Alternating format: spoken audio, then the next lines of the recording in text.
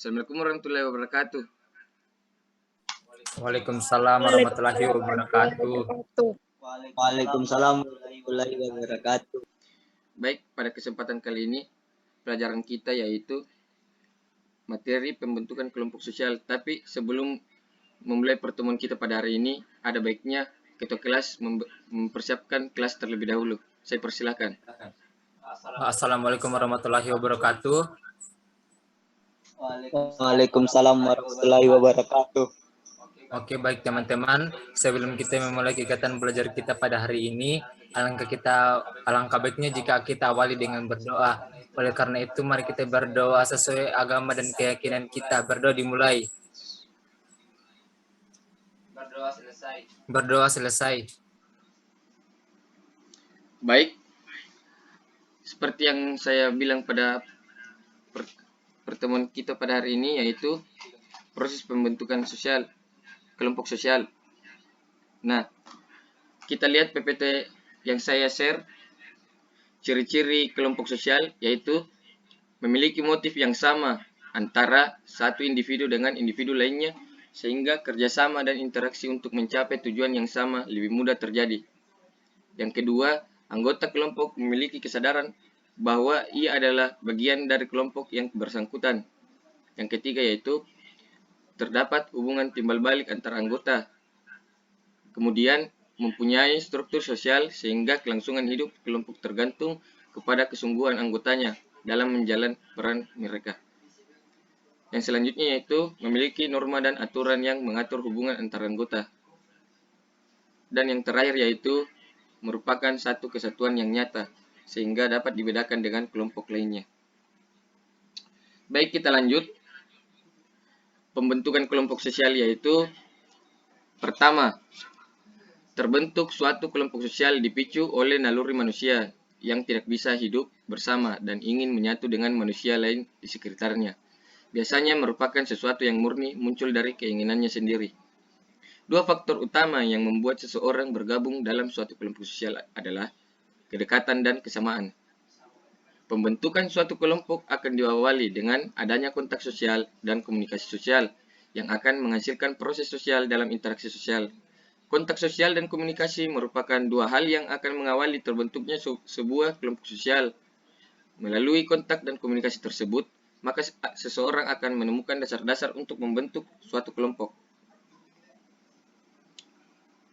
Baik, untuk pertemuan kita pada hari ini, saya memberikan amanah kepada adik-adik untuk mencari gambar terlebih dahulu mengenai kelompok sosial teratur dan tidak teratur. Kemudian kalian akan saya beri membagi dua kelompok. Kelompok pertama yaitu Buster Rante dan Iwan Setiawan. Kelompok kedua yaitu Anis Humaira. Tugasnya itu yang dicari identifikasi macam-macam kelompok sosial teratur dan tidak teratur. Yang kedua itu fungsi-fungsi kelompok sosial. Yang ketiga yaitu apa saja yang termasuk pada kelompok sosial tidak teratur dalam masyarakat. Silakan berdiskusi sesuai dengan kelompok masing-masing. Terima kasih.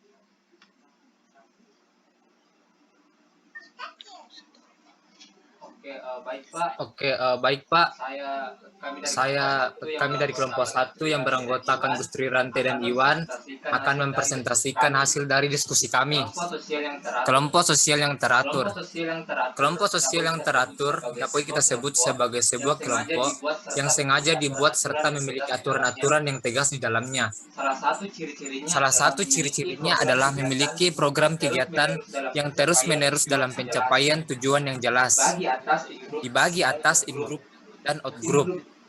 In-group kelompok sosial di mana individu mengidentifikasi dirinya sendiri, sedangkan out-group identifikasi oleh individu sebagai lawan dari in-group. Selanjutnya adalah kelompok primer dan kelompok sekunder. Kelompok primer adalah kelompok di mana para individu saling mengenal satu sama lain dan berinteraksi secara pribadi, serta sifat interaksinya bersifat tatap muka, atau contohnya adalah karyawan dalam sebuah perusahaan. Sedangkan kelompok sekunder adalah kebalikan dari kelompok primer, yang dimana hubungan sosial diantaranya tidak begitu baik dan langgeng. Selanjutnya adalah paguyuban dan petembayan. Paguyuban merupakan kelompok yang ikatannya berupa ikatan batin, memiliki sifat yang ilmiah dan kekal. Contohnya seperti hubungan antar suku dan ras. Sedangkan patembayan adalah suatu hubungan kelompok yang bersifat kontraktual atau berdasarkan perjanjian. Contoh, perjanjian suatu perusahaan. Kemudian formal dan informal. Perbedaan di keduanya adalah pada letak penyusunan koordinasi kelompok, seperti ketua, wakil, sekretaris, dan lain-lain. Formal memiliki koordinasi tersebut, sedangkan informal tidak. Kemudian membership group dan referensi group. Membership group adalah suatu individu secara fisik menjadi kelompok tersebut, sedangkan referensi group adalah individu tidak tercatat secara fisik dalam suatu kelompok atau kelompok untuk membentuk kepribadian setiap anggota yang terdaftar secara fisik. Contohnya adalah fans group atau fans club. Nah, kedua adalah kelompok sosial tidak teratur, merupakan kebalikan dari kelompok sosial yang teratur. Pembentukannya tidak melalui rencana atau tidak ada aturan yang kuat atau tegas di dalamnya. Macam-macam kelompok yang tidak teratur adalah crowd atau kerumunan. Dari namanya kita bisa menarik sebuah hipotesis bahwa kerumunan terjadi secara spontan. Jika dijelaskan secara formal, crowd adalah keadaan di mana individu berkumpul secara bersama di suatu tempat yang sama secara bersamaan. Dan yang terakhir dari materi kami adalah fungsi dari kelompok sosial. Secara umum, kelompok sosial memiliki beberapa fungsi, antara lain meningkatkan semangat dan produktivitas, meningkatkan rasa percaya diri karena adanya tempat bernaung, membentuk kerjasama yang baik untuk mencapai sebuah tujuan, mempunyai tempat untuk bercerita, berkeluh kesah, dan mencurahkan perasaan, menjadi sarana bertukar pikiran dan berdiskusi, menjadi wadah pemersatu, meningkatkan interpersonal skill, terutama untuk berinteraksi dan pengambilan keputusan. Adanya hubungan timbal balik di antara anggota satu dengan anggota lain dalam satu kelompok tersebut. Setiap individu dalam kelompok sosial menyadari bahwa dirinya merupakan bagian dari kelompok tersebut. Terdapat suatu faktor tertentu yang membuat setiap individu dalam kelompok tersebut memiliki kesamaan, sehingga memunculkan ikatan yang kuat, seperti kesamaan nasib, cita-cita, atau kepentingan.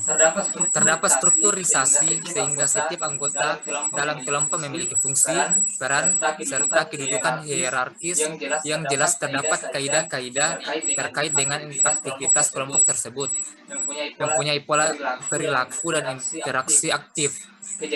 Kejadian yang menimpa seseorang individu mempengaruhi perilaku individu anggota lain. Adanya pergerakan atau dinamika di dalam kelompok tersebut. Terdapat penegasan dan peneguhan norma-norma pedoman tingkah laku anggota kelompok yang di dalamnya mengatur interaksi serta kegiatan anggota kelompok dan merealisasikan tujuan dari kelompok tersebut. Saya kira demikian presentasi dari kelompok kami. Terima kasih. Baik, itu dari kelompok 1 terkait materi kita pada hari ini. Baik, selanjutnya kelompok 2 silakan mempresentasikan hasil diskusinya. Saya persilahkan. Baik, perkenalkan nama saya Ani Sumaira, perwakilan dari kelompok 2. Kelompok kami membahas tentang macam kelompok sosial. Macam kelompok sosial berdasarkan ada tidaknya organisasi hubungan sosial antara kelompok dan kesadaran. Kelompok statis merupakan kelompok yang bukan organisasi, tidak memiliki hubungan sosial dan kesadaran jenis pada setiap individu dalam kelompok tersebut. Kelompok masyarakatan merupakan kelompok yang di dalamnya terdapat persamaan, tetapi tidak memiliki organisasi dan hubungan sosial di antara anggotanya. Kelompok sosial merupakan kelompok di mana anggotanya mempunyai kesadaran jenis serta berhubungan satu sama lain, namun tidak terikat dalam suatu ikatan organisasi. Contohnya seperti organisasi mahasiswa. Kelompok asosiasi merupakan kelompok yang anggotanya memiliki kesadaran jenis dan persamaan kepentingan pribadi serta kepentingan bersama. Kelompok primer adalah kelompok yang di dalamnya terdapat interaksi sosial. Anggotanya saling mengenal secara dekat dan berhubungan erat di dalam kehidupannya. Contohnya bisa kita lihat dalam bentuk keluarga, kawan, dan sepermainan. Kelompok sekunder adalah kelompok individu yang di dalamnya terdapat interaksi sosial secara tidak langsung, berjauhan, dan ikatan yang ada di dalamnya kurang erat. Hubungan dalam kelompok ini lebih bersifat objektif seperti partai politik. Kelompok formal adalah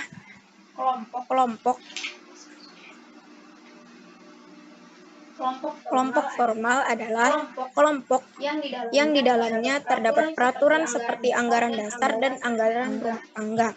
Kelompok ini mempunyai peranan atau hierarki serta pembagian kerja yang jelas dan terstruktur. Kelompok informal adalah kelompok yang dalam proses pembentukannya terdapat interaksi yang dilakukan berulang kali, daya tarik dan kebutuhan individu. Contoh dari kelompok ini seperti kelompok arisan, kelompok paguyuban, juga dikenal sebagai Gemeinschaft. Kelompok sosial ini adalah kelompok sosial yang memiliki ikatan erat, intim, dan harmonis dalam setiap anggotanya. Mereka memiliki ikatan batin dan hubungan yang berlangsung ini bersifat informal. Patembayan dikenal juga dengan sebutan Gesellschaft, yaitu kelompok sosial yang hanya bersifat sementara dan semu. Contohnya, ikatan antar pedagang.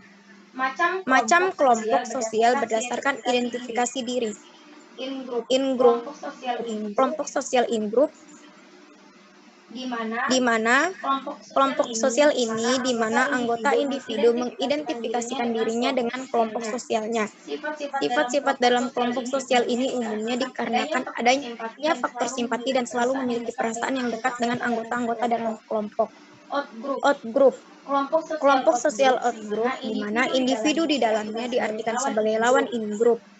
Sifat kelompok sosial ini umumnya ditandai dengan adanya sifat kelainan yang berwujud antagonisme dan antipati sehingga terdapat kaitan erat dengan istilah kami, kita, dan mereka. Contohnya seperti kami adalah guru, sedangkan mereka adalah dosen. Sekian presentasi dari kami. Assalamualaikum warahmatullahi wabarakatuh.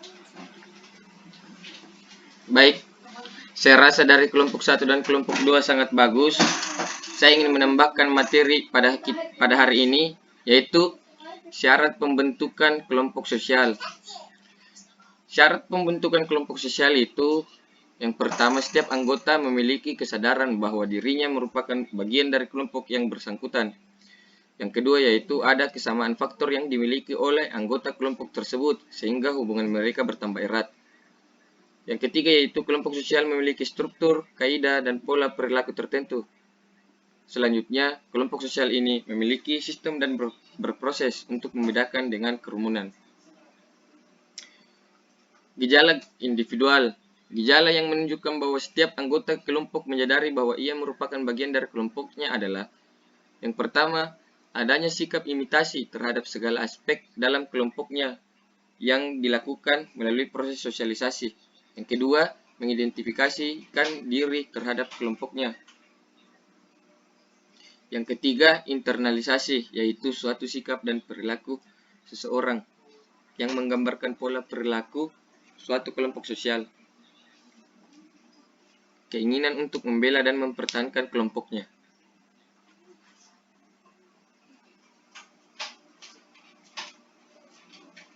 Dan ini gambar dari kelompok sosial. Dari tadi, ini yang dicari oleh Nanda, kelompok-kelompok sosial.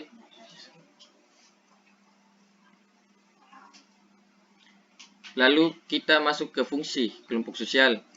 Fungsi kelompok sosial yaitu membentuk nilai-nilai dasar human filantropis mengembangkan kepekaan sosial dasar, religius, spiritual, dan kultural. Yang ketiga, menata kehidupan emosional, spiritual. Yang keempat, membentuk frame personality. Kemudian kita masuk ke ciri-ciri. Yang pertama, terdapat interaksi sosial yang lebih erat antar anggotanya. Yang kedua, bersifat irasional dan tidak didasari dengan pamrih. Yang ketiga, hubungan sosial antar anggota kelompok primer lebih intensif, hubungan yang erat dan bisa saling mengenal ke arah yang lebih dekat. Yang selanjutnya, kelompok primer juga memiliki peranan yang sangat besar dalam kehidupan masing-masing individu. Selanjutnya, ruang lingkup kelompok primer adalah keluarga, tetangga, teman sebaya, atau yang biasa disebut peer group.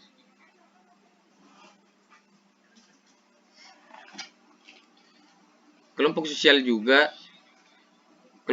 primer itu ada dampak positif dan negatifnya. Yang positifnya itu mampu membentuk kepribadian baik yang bisa diterima oleh semua lapisan masyarakat. Yang kedua, mampu beradaptasi dan cepat berinteraksi. Yang ketiga, lebih mengenal nilai-nilai dan norma-norma sosial. Yang keempat, lebih mengenal kepribadian masing-masing. Dampak negatifnya itu bisa tumbuh menjadi sosok individu yang mempunyai kepribadian menyimpang, hilangnya semangat untuk belajar, menjadi malas dan menyukai hal-hal yang melanggar nilai dan norma. Selanjutnya, mempunyai kehidupan yang kelam, misal terkena narkoba dan lain-lain. Selanjutnya, dijauhi oleh masyarakat karena beberapa perilaku yang buruk. Baik, saya rasa sudah cukup untuk materi kita pada hari ini. Selanjutnya, saya ingin mengabsen kalian. Silakan dengar namanya ya. Gustri Rante, Hadir, Pak. Daniel.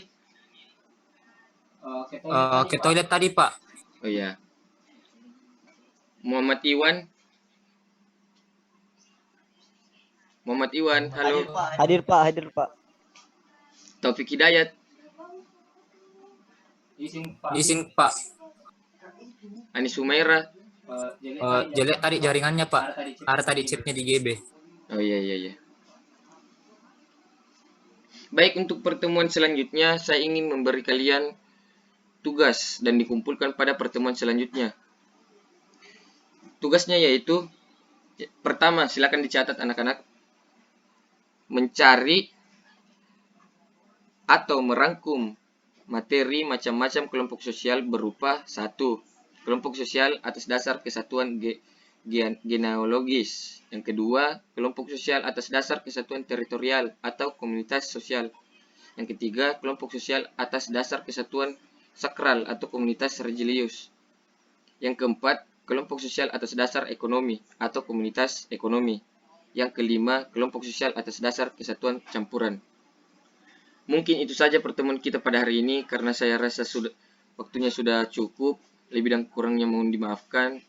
Saya akhiri dengan ucapan Assalamualaikum warahmatullahi wabarakatuh. Terima kasih. Terima kasih, Pak.